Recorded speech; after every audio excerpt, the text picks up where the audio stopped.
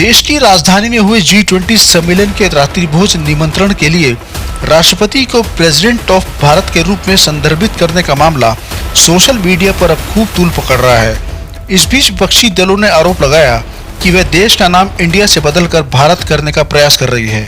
G20 शिखर सम्मेलन के लिए तय जगह भारत मंडपम में शनिवार दिनांक 9 सितंबर रात 8 बजे के लिए यह निमंत्रण दिया गया था।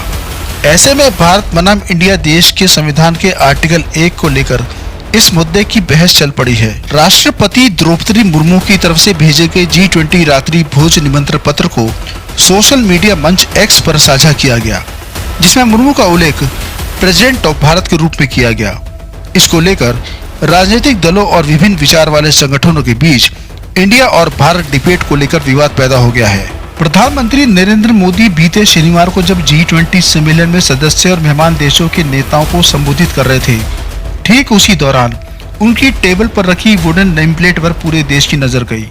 इस बार खास ये था कि नेम प्लेट पर दुनिया में आमतौर पर इस्तेमाल होने वाले नाम इंडिया की जगह भारत लिखा था।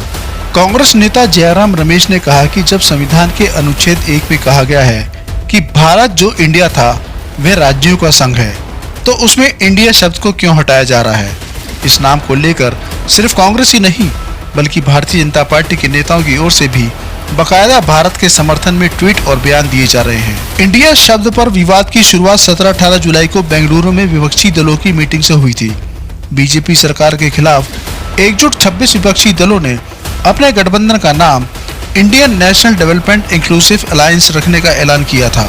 इस घोषणा के बाद बीजेपी ने निशाना साधना शुरू कर दिया था कि इंडिया अंग्रेजों द्वारा दिया गया गुलामी का नाम है।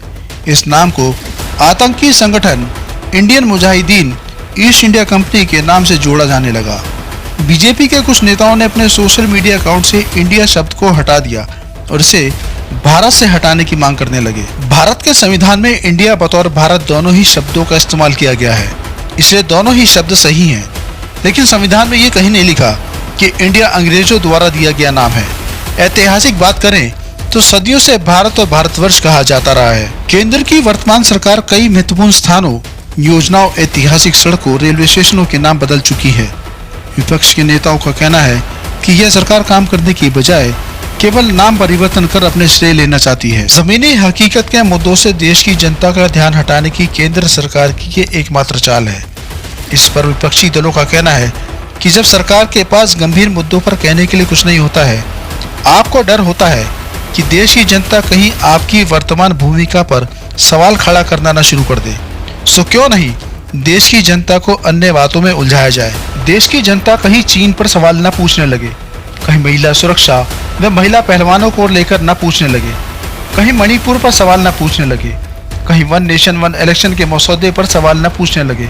इसलिए आपको नाम की राजनीति में उलझाकर ध्रुवीकृत कर दे। देश की जनता कहीं नागपुर मुख्यालय पर दशकों तक राष्ट्रीय ध्वज तिरंगा न फहराए जाने को लेकर मुद्दा न बना दे। इसलिए देश की जनता को अन्य मुद्दे में उलझा दो। इनके पुरखों ने तिरंगे को लेकर क्या कहा, कहीं इस पर चर्चा होने लगे, इसलिए लोगों को उग्र राष्ट्रवाद में आंदोलित कर दो। आज फिर से भारत बनाम इंडिया किया जा रहा है। इंडिया और भारत दोनों में एक ही भाव है। आप कुछ भी कहिए, कोई फर्क नहीं। भारत नाम हमेशा से हमारी पहचान रहा है, उससे किसी को क्या आपत्ति हो सकती है। इस नाम की राजनीति से क्या भारत की हकीकत बदल जाएगी? अगर अंग्रेजी शब्दों से दिक्कत है तो नवनिर्मित संसद का नाम सेंट्रल विस्टा ही क्यों रखा गया? क्या ये ऋषिकेश से उठाया गया है?